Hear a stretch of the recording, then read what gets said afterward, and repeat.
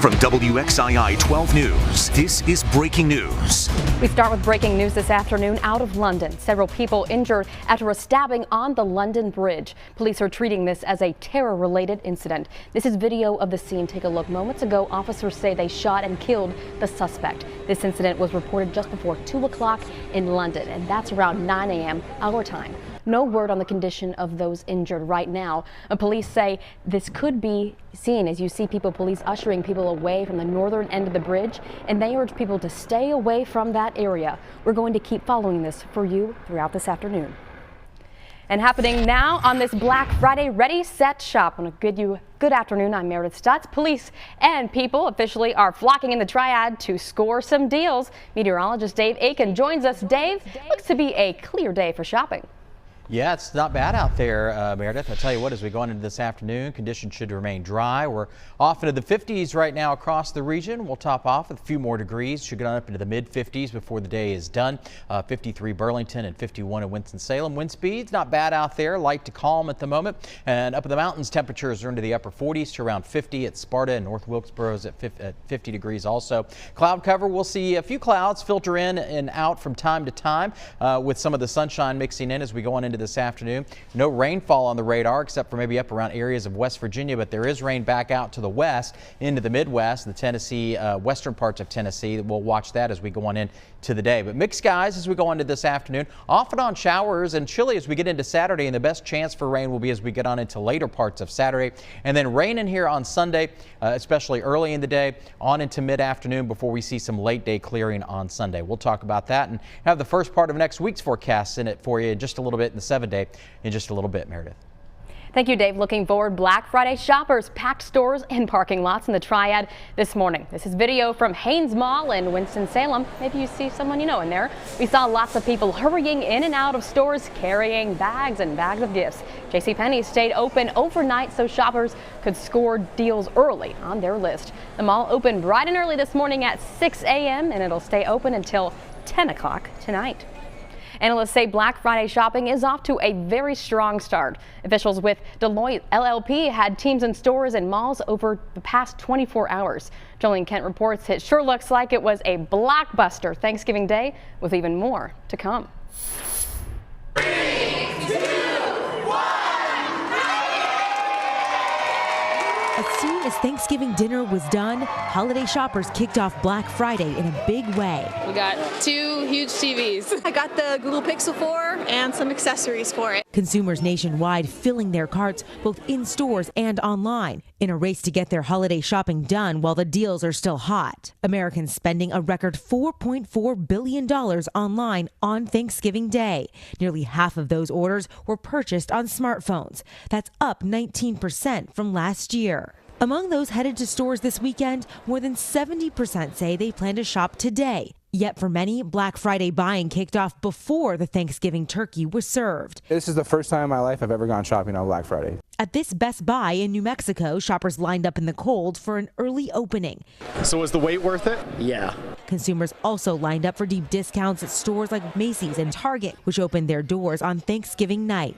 Among the best deals, Amazon Fire TV, Google Chromecast, Frozen 2 toys, and air fryers. Video games and consoles also topping shoppers' wish lists. Retail experts say the best deals can be found on appliances, sporting goods, and electronics. Black Friday has exploded and expanded in recent years thanks to the growth of online shopping. This year, for the first time ever, the majority of Americans say they plan to spend most of their holiday budget online. Some saying they plan to buy online and pick up in store. Retailers have the advantage of people coming in store to pick up their product, and 82% of those people say that they'll shop for something else while they're in store.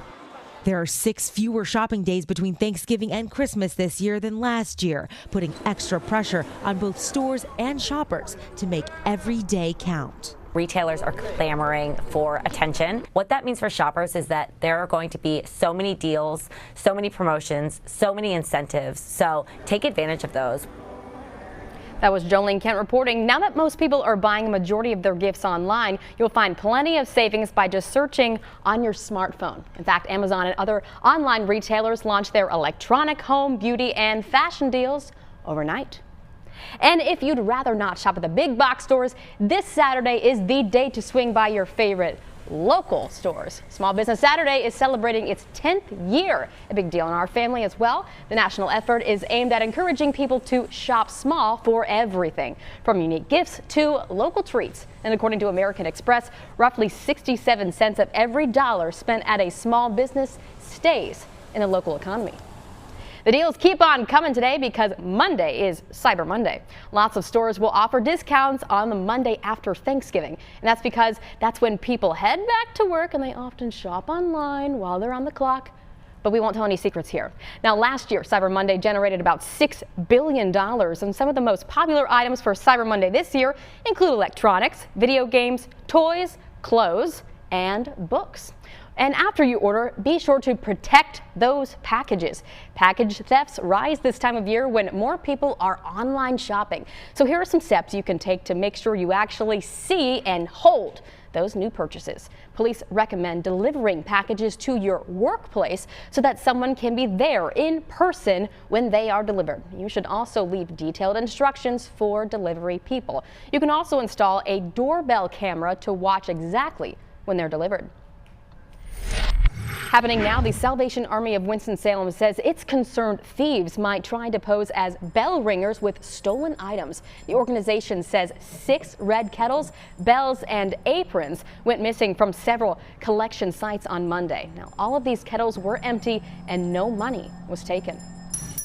Plastic red kettle, but Salvation Army is about the only people I ever know that ever uses that red kettle, that style.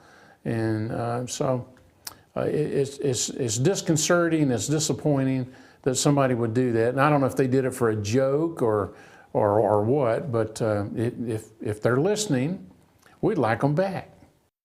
And we would too. Here is how to tell if volunteers are legitimate. Now, if they do not accept donations on Sunday, that's Salvation Army, and they never ring bells after 8 at night, and their buckets are labeled with, get this, a Salvation Army sticker. We'll have more on this story starting on WXII 12 News at 4.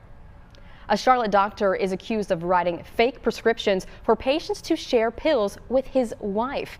56-year-old David Lilo and his 50-year-old Nadia Watkinson Lilo with 1 count each of conspiracy to distribute oxycodone. Federal prosecutors say between 2016 and 2019, Lilo wrote more than 60 prescriptions without a medical purpose. They say he reimbursed patients for the medicine, then shared the pills with his wife. More flu-related deaths in North Carolina now, and so far 3 people in our state have died from the virus. Records from the State Department of Health and Human Services show the most recent death was reported last week. The current flu season started 1 month ago and runs through the end of May. In fact, last year more than 200 people died due to the flu.